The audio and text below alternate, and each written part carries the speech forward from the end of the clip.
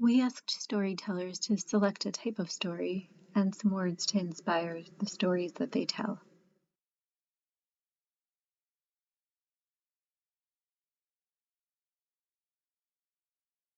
So everybody knows about the Yellow River in China, but where our hero, or heroine I should say, comes from was not close to the Yellow River, but they did have like this little rivulet almost that if the light hit it just right, it would look almost like green, like jade or emeralds or precious things that they'd only heard of but didn't have. And this is where Mulan grew up. And she, as you may know, was one of two daughters.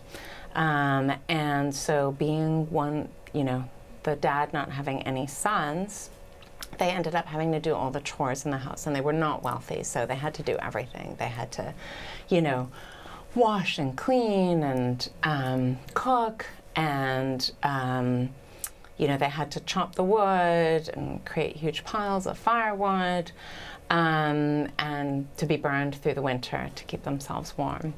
So it was a simple existence, and they fulfilled, like many, I think, daughters of fathers who wanted sons, they fulfilled many of those kind of filial requirements.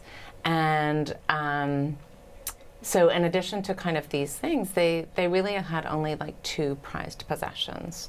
One was a jeweled comb, and one was the dad's sword.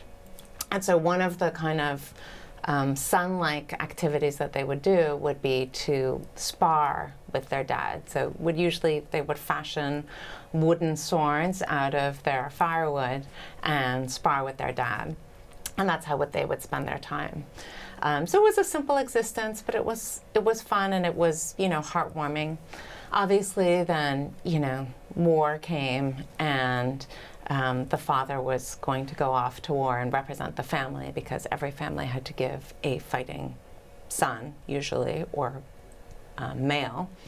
And even though he was really too old to go, he was going to go. And as most of you may know, Mulan then decided to sneak away in the middle of the night to spare her father and to impersonate this man, and go fight in her father's place. But this story is not really about Mulan. The story is about the sister that she left behind, Muyan. And Muyan was really pissed at Mulan for leaving. And, so Mulan gets all the glory. She's she's the perfect elder daughter. She takes on the familiar responsibilities. As much as her dad and her mother were like scared stiff about her, they were protective of her. They were proud of her. She was going to bring pride and honor to the family. And here's Muyan, like, left at home, like, well, what do I do? So she was left with all the brunt of all the, taking care of everything at home. Suddenly, like, there was no more fun at home, no more sparring with dad. It was just like work, work, work. If she'd known about Cinderella, she might have likened herself to Cinderella, but since she didn't know about her, she just knew how difficult her life was. And she just resented Mulan. She tried to get over it, but she just couldn't. And, when her mother started talking about her approaching marriageable age and the responsibilities that she was going to have to do to sort of further the family and the family line, she didn't actively think that, she wasn't going to do that, but she was just as rebellious as Mulan. She just didn't have an outlet or an avenue, and no way to kind of bring her story and her ability to life. So she didn't, she felt so stuck. And so for many nights and weeks that turned into months, she just tossed and turned at night. She couldn't sleep until finally,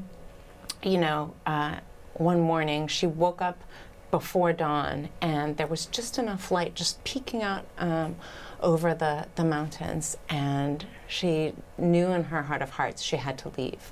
So she packed her very few belongings and she just took off. She didn't know where she was going. She walked for 3 days and 3 nights, long after she had finished all the food she had. and she was drinking water from like the leaves that she was passing. And, you know, she finally came across this sort of deserted hillside and mountainside that had lots of crevices. And so she was scared, but she kind of found her way through, and she was looking around, and she found like this cave that somehow looked a little bit homey, and it was a little bit softer and a little bit more rounded inside, as though it might have been carved out by some water. And she made her home there, and she actually never left. She became this guru. It turned out there was a village just over the mountain, and they found her, and they considered her the wise old woman, and they came to her for all their advice. And she ended up guiding them wisely without being their ruler.